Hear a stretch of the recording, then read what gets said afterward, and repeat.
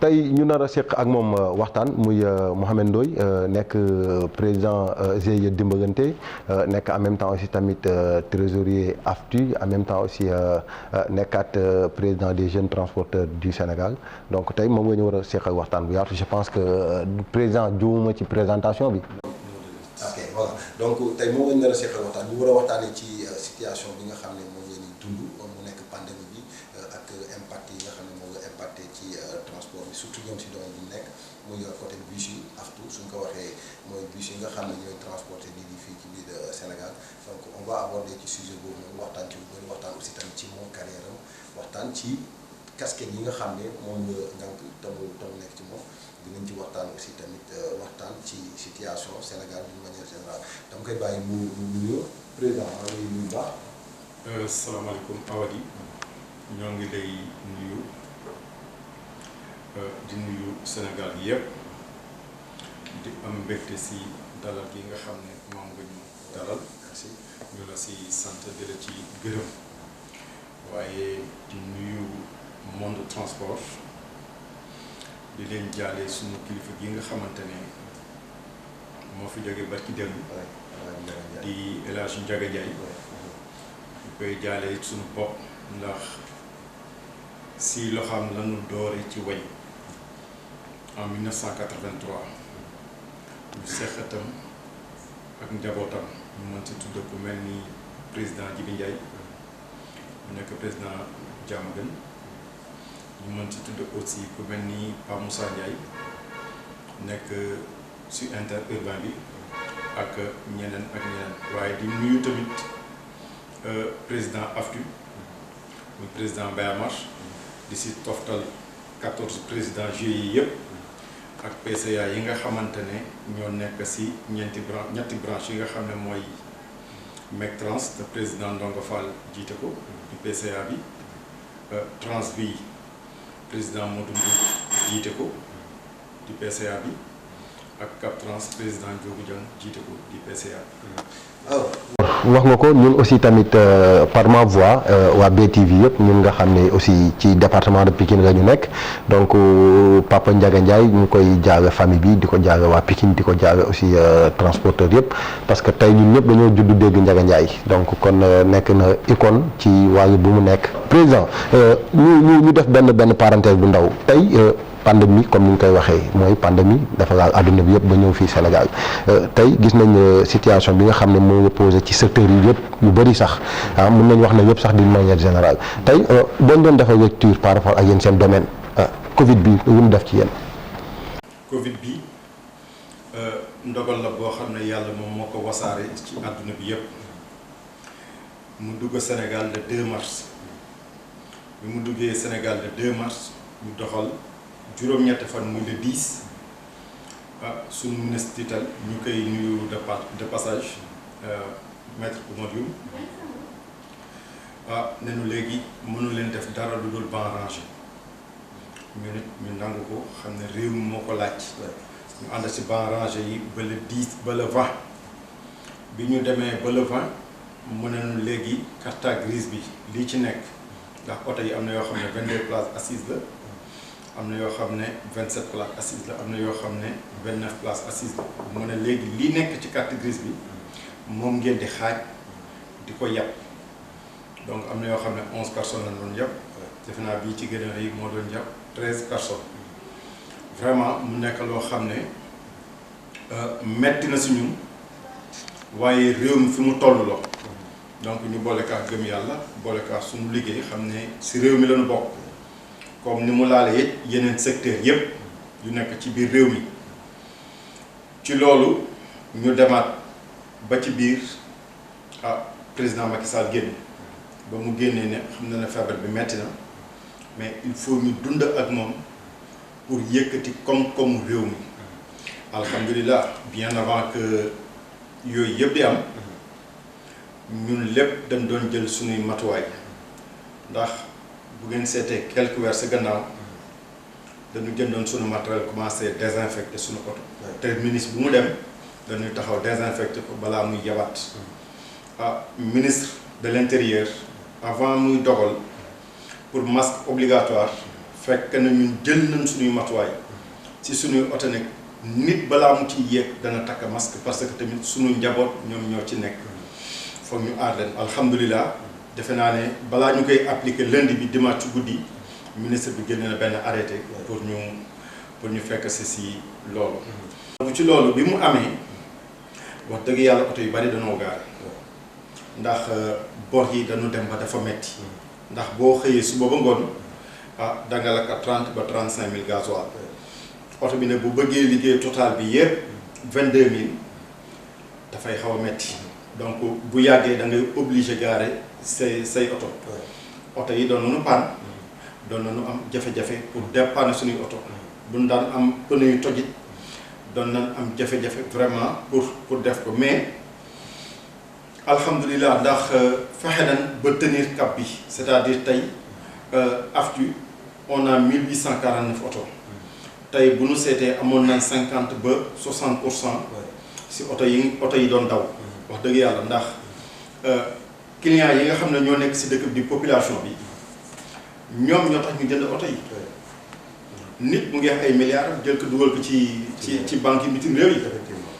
ñun dañu jël sunu ay milliards def koy oto teg ko ci mbedd mi juste pour population bi ci loolu metti woon na mais ñu ngi ci doon góorgóorlu ba tey au moins 50 voire 60% si sunu parc pour mu mën a assurer service public bi nga xamante ne moom la ñuy def waaw léegi nag foofu ministre bi pour joxe un exemple rek defe naa ne toog na moom du dul benn du ñaar wala mu nekk fu dul benn du ñaar muy wax ne xam ne AFTU à perte mun nañu liggéey ndax wax dëgg moom oto yi ñu ngi daan am entre 40 ba 45 000 bu ñu daan génn seen frais liggéey ba ngoon tey oto yi dañuy fay traite bi toll na si 700 000 francs par mois ok dañuy fay chauffeur receveur kooku toll na si 350 000 francs entretien oto bi doo de egsi waxuma la panne yi nga xamante ne voilà doo ko sóor doo day ñëw rek dal sa kaw gis nañ ko mais on a vu aussi tamit président génne benn 1000 milliards yéen seen secteur am ci part nan ngeen def ak xaalis boobu noonu je pense que ne am ngeen benn fonds force Covid boo xam ne ñëw na ci yéen. effectivement Awadi wax dëgg yàlla état loolu ñu ngi ko si gërëm di ko si sant ndax boo seetee transport bi bokk na si ñi mu jëkk a jox ndax xam ne ne développement réew mi transport mënu ci bañ a bokk ndax boo seetee président Abdoulaye Wade ba mu fa nekkee développement moom mu ngi ko tegoon ci ay tali donc rapidité boobu tant que mu ngi am rek développement Sénégal mën na ñëw voilà donc investisseurs yi danañ gën a ñeme réew mi donc ñu gërëm foofu président de la République mais di ko jaarale aussi si suñu ministre ndax taxawaay bi monsieur am ak DTR monsieur Guèye ak directeur du CETUD muy monsieur Aw donc si loolu état waroon nañu jox 1,5 milliard boo xam ne mu ngi jëm si opérateurs yi waroon na joxe beneen 2 milliards beneen 1,3 milliard boo xam ne dafa jëm ci AFTU pour jàppale ko AFTU ci bor yi nga xam ne am na ko ci banque yi alhamdulilah jox na AFTU 1,1 milliard mu des 200 millions ñu nit jox nañu 1 milliard mu des 500 millions. ñu nit mooy c'est-à-dire dama bëgg ñu leeral c'est-à-dire AFTU xam nga souvent nga gis ñu bind ci benn oto GIE dimbalante ñu bind ci benn oto GIE caaro yi nangam ñu bind ci donc yooyu yëpp boo ko dajalee c'est ça qui fait AFTU wala dafa am ay bànqaas. waaw AFTU dafa dañ ko ŋànk si fukki GIE ak ñeent moom mooy AFTU fukki GIE ak ñeent mais état mooy membre de droit AFTU état moom mooy membre de droit waaw mais ñu ngi ko tënk si fukki GIE ak ñeent fukki GIE ak ñeent yooyu si la membre yi bokk membre yi nga xam ne ñu ngi bokk si AFTU da ngay gis membre yoo xam ne ñu ngi bokk sama GIE muy GIE dimbalante am na membre yoo xam ne GIE Diamaguène ñi GIE Nayobe ñi Thiaroye Yeumbeul ñi extra donc membre yooyu ñoom la état jox waroon na jox 1,5 milliard jox nañu 1 milliard mu des 500 millions 1 milliard yooyu. moom laa lay wax ne ñu ngi ko siy sant ñu ngi ko siy gërëm. mais fajul jàngoro ji. mais 1 milliard def 1 milliard. 1 milliard 3 mois fajul seen jàngoro. pour 2 mois 2 mois la sax. Si 2 mois yéen 2 mois vous avez perdu est-ce que vous avez perdu 1 milliard yéen personne 1 milliard 2 mois yi quand même bu wax ne fajul seen jàngoro. tey wax ñu xam quoi. je te donne un exemple. oui vas-y. xam nga tuddal naa ne la oto bu nekk. dana dem si 40 à 45 mille. oui. 1 milliard boobu bi ñu ko séddalee. oto bu nekk mu ngi am 210 mille. 210 mille 7 000 la par bés. 7 000 méngale ko 45 mille. ah mais aussi tamit directeur bu fàtte ne day nekk ci benn situation bu particulière c'est-à-dire gis nga nu mu dalee su ñun fii Sénégal noo nga dalee un peu partout ci àdduna bi. donc je pense que vous avez compris ça. c'est-à-dire mën nga perte mais yéen aussi tamit faut pas oublier que ne da nga doon gagné si nit yi. waaw loolu laa lay expliquer dafa ne la AFTU même en temps normal. laata Covid bee dugg. du ñu yaakaar ne AFTU dafay gagné xaalis bu dul jeex.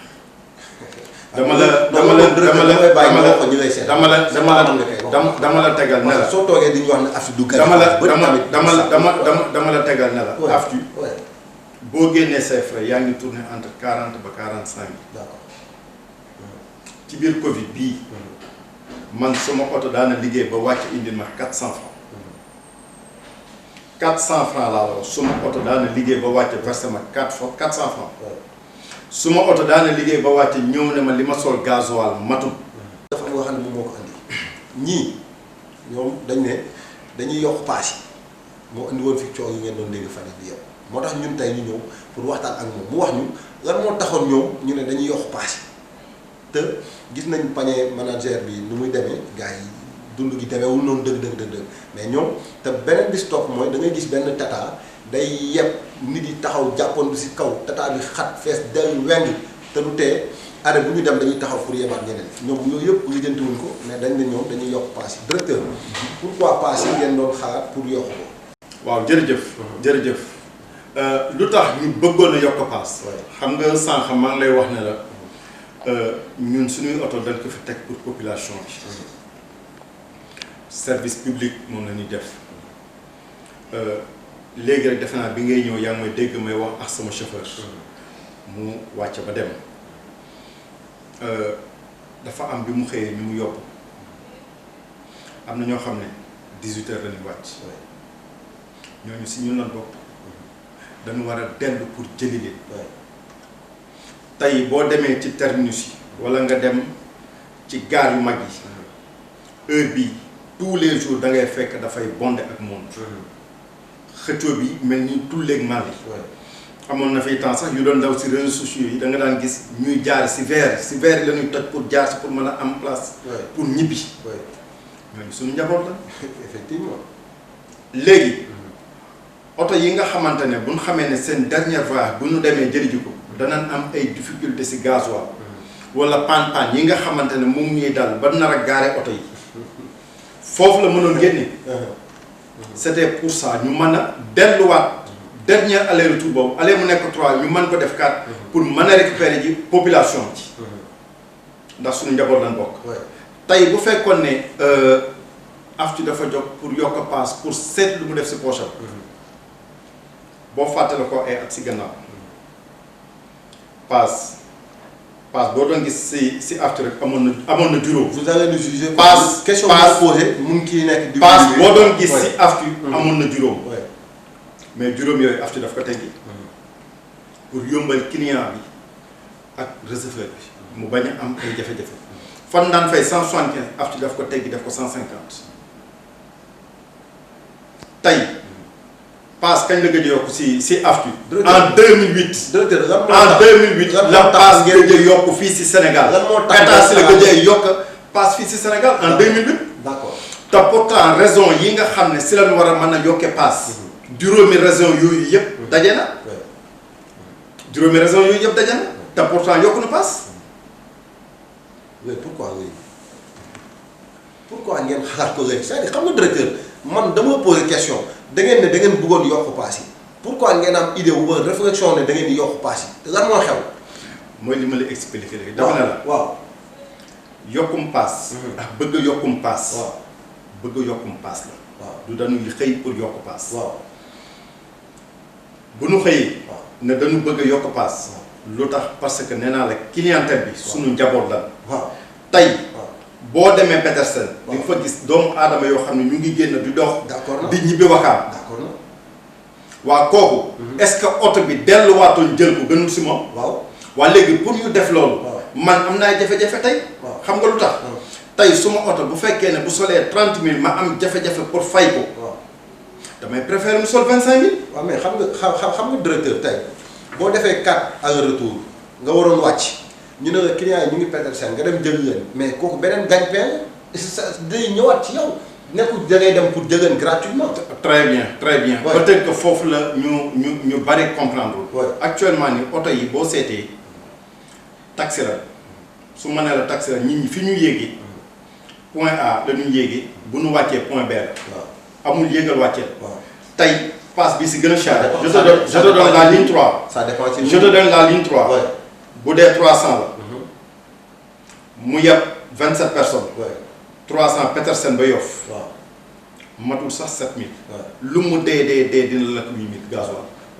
waaw mais bu fàtte aussi li ngay wax nii c'est récent ngay yebee Petersen ba Wakaam. Covid bi la ñu wax. si Covid bi la nekk si la nekkoon. d'accord naa ak yow. ci Covid bi moo waral loolu. bu nekkul woon Covid bi. mais defe naa ne mosoo dégg aftu ne day yokk. mais wax nga fi sànq wax bu am solo nga ne Covid bi ñun dañ koy comprendre te dañ koy accepter période bu ñëw si ñun après dafay romb. effectivement mais avant Covid bi yéen dañ doon gis comme ni ngay wax ne bonde du monde tata bi day fees danga ba am ñu jàpp ci ginnaaw et pourtant ñoom ñëpp dañuy fay. et pourtant cependant clients yi waxuñu non da ngeen war a réduire clientèle bi ñi waruñu yéeg wala nangam dañu amoon compréhension di ci yéeg parce que ñëpp dañ bëgg a ñibbi. mais effectivement yow yaa may fekk si li may wax. waaw xam nga ñun. lii ëpp solo su ñun.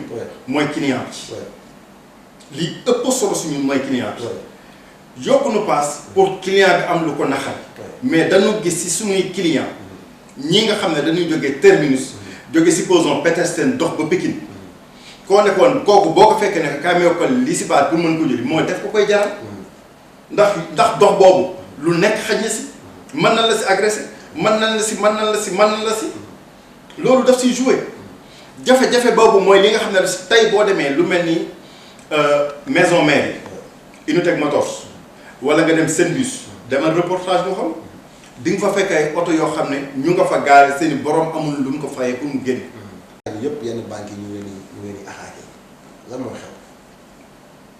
waaw mooy li may expliquer sànq xam nga sànq ne nga Covid bi ñëpp la laal daf nu laal.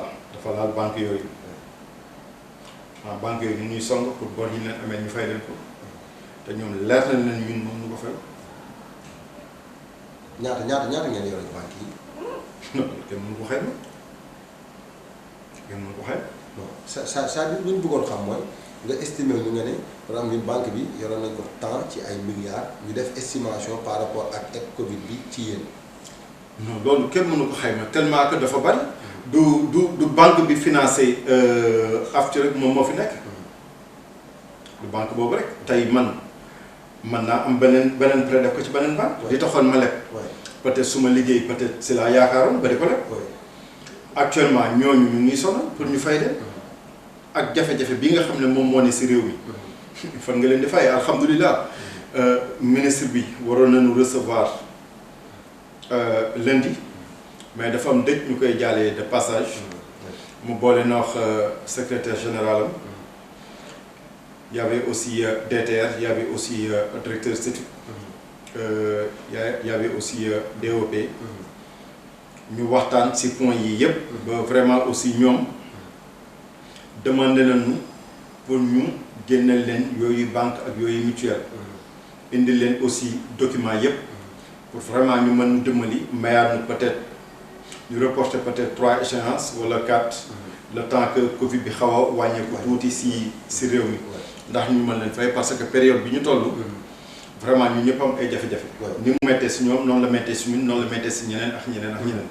sànq dama dégg nga wax ne état bi moom dafa bokk ci AFTU est-ce que AFTU mu ngi am peut-être ay subventions yoo xam ne dinañ ko jox même bu nekkee sax c'est privé mais état bi am na ci benn mainmise si je ne me trompe pas est-ce que yéen a ngi am ay subventions yoo xam ne venant de l'État.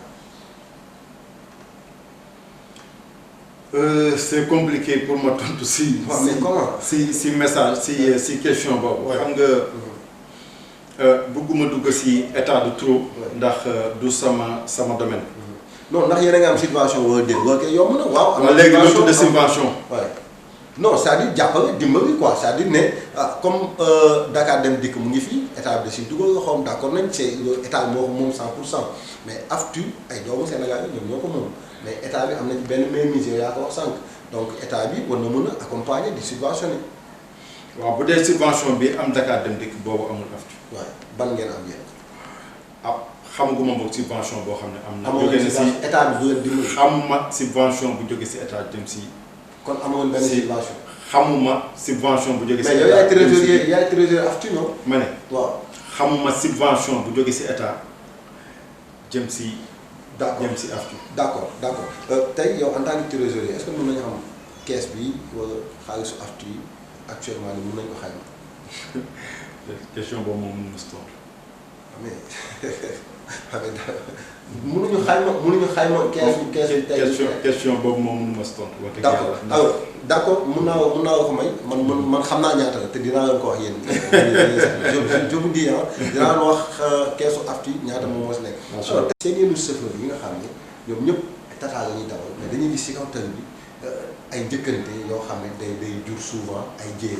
yow loolu est-ce que yéen a ngi ciy bàyyi xel bu baax wala chauffeur bi est-ce que ñu ngi am formation bi nga xam ne moom moo war a mën a tax ñu mën a qualifier pour war a mën a dawal li nga xam ne moom mooy seen Tata yi. xam nga chauffeur yi defe naa ne boo xoolee ñaari semaine si ginnaaw am na ñaari chauffeur yu ñu fi defeere ba tëj leen 15 jours ferme avec une amende de 100 000 francs mooy ñaar ñi doon dàqante mariste ba fekk oto bu gaare ñu nga ko am nañ benn kuréel bu ñuy wax Cap Trans ñooñu chauffeur buy dàqante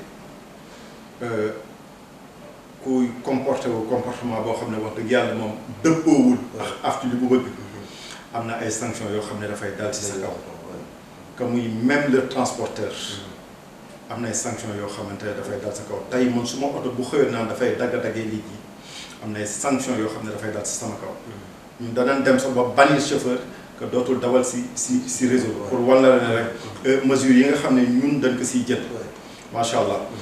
beneen question. waaw beneen question mooy gars yi nga xam ne dañuy ñëw rek stationné wu fenn def ko ligne di dem di ñëw est-ce que yéen a ngi fay taxi yi nga xam ne moom ngeen war a jox mooy collectivité locale yi ngeen di stationné wu. waaw effectivement loolu am na lu ma la si brosse sax mais dafa mel ni tamit bàyyi woo si xel. tey loi li mu wax autotransport bu fekkee ne dafa ñëw si gox mairie bi si boppam dafa war a am ay subventions yu muy jël pour dimbale leen.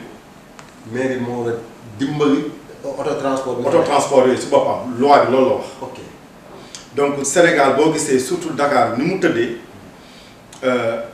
Banque mondiale liggéey na si CETUD ku si mel ni CETUD moom. pratiquement je ne suis pas d'accord ci waa boobu parce que gisuma ban utilité la Tata bi wala kii bi ñëw encombrer déjà quartier bi d'accord même bu fekkee yaa ngi def transport di yóbbu nit yi pour man action privée ñoom mairie bi amul pour dëggan subvention man ça c'est mon opinion personnelle je suis pas du tout d'accord ci waaw loolu moom dan la koy bàyyi xam nga nit moom xalaatam bu warox la nga xam ne loi moom la tënk da nga koy bàyyi xalaatam parce que dama xalaat ku neex ne mën nga ko def mais dama la wax li nga xamante ne moom la kii di wax autotransport bu fekkee ne dañu ñëw si sa gox yow en tant que maire dafa am subvention boo xam ne da nga ko war a dugal ci oto yooyu ndax sa population oto yooyu ñoo leen di jël di leen yóbbu fa nga xamante ne foofu la ñu bëgg a dem.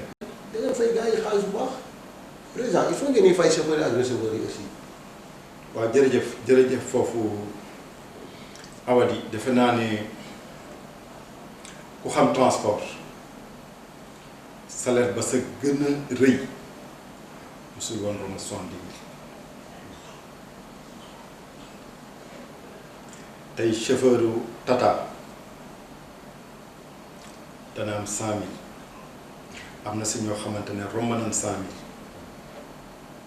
par mois chauffeur par mois danañ am ration ñu koy wax prime de panier daanaka c'est 600 et quelques dana leen jox 2000 ba 2500 par jour bu ñu wàccee quoi.